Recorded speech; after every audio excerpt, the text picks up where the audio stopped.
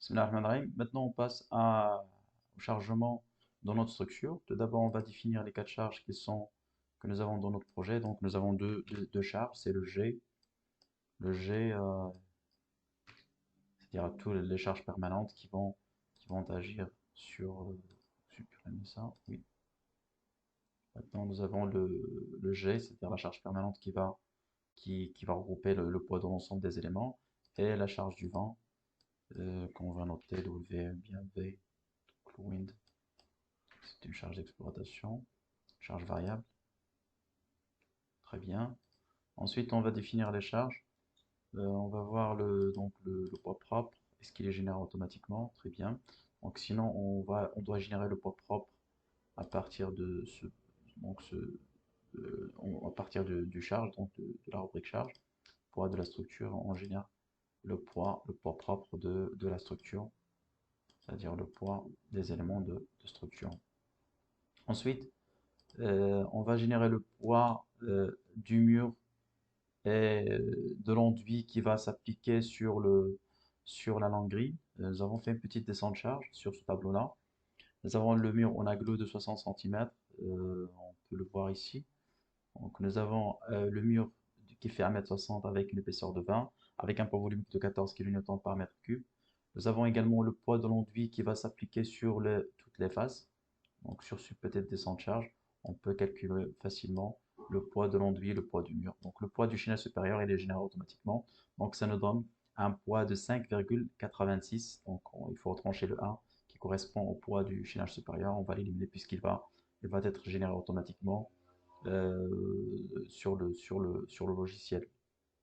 Donc c'est 5,86. On va générer le poids par mètre linéaire. Donc c'est un poids vers Z qui est de moins 5,56 par mètre linéaire. On va l'appliquer sur les langues grilles et on va le générer automatiquement. Très bien. On le génère sur le G. Maintenant, nous avons le poids propre et nous avons le poids de la structure. Maintenant, on va passer à la génération du poids du vent sur la structure. Donc, on va aller dans vent et on va appliquer la charge du vent qui est une charge surfacique qui va s'appliquer. Donc, on va l'appliquer dans la direction Y. Le plan du mur, c'est XZ. Donc, la direction du vent, ça va être dans le sens Z. On l'applique selon le sens positif de Z, qui est de. Donc, nous avons déjà calculé la valeur du. euh,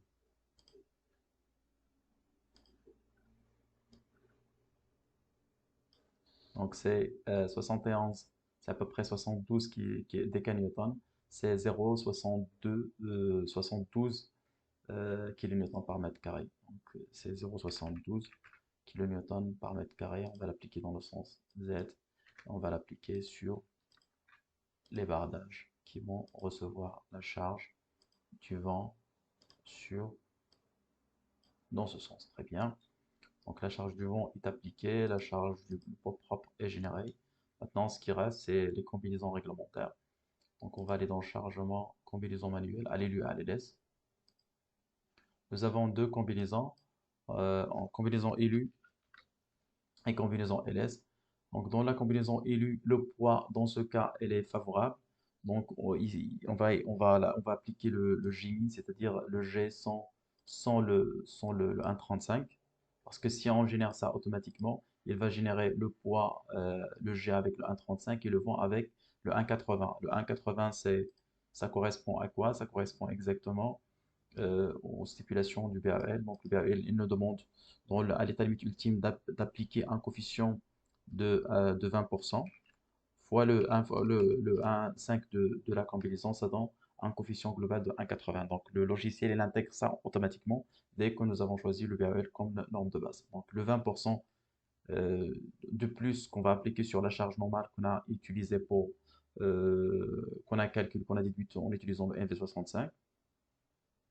Et en se basant sur ça, donc, on peut facilement calculer donc, la charge, la charge de vent. Donc, c'est l'article B3.1, le commentaire de l'article B3.1 qui nous dit de majorer la charge du vent à l'état limite ultime de 20%. Donc le 20% plus le 1,5 de la combinaison, ça donne 1,80. Mais le G, nous avons dit que il faut changer le coefficient vu qu'il s'agit de J-min. Donc on va appliquer un coefficient de 1 parce que le poids dans ce cas est favorable pour la stabilité. Donc c'est le J-min. Donc à l'état limite ultime, nous avons le G plus 1,8W et on va appliquer. On va générer une combinaison à l'état limite service, LS. Donc à l'état limite service, c'est le G plus W directement. Donc automatiquement, ils sont générés avec l'application du vent et du poids propre de la structure avec des coefficients égales à 1. On va lancer un petit calcul sans erreur. Donc très bien, notre projet est très bien calculé selon les combinaisons réglementaires du vent et les cas défavorables de combinaison de charge.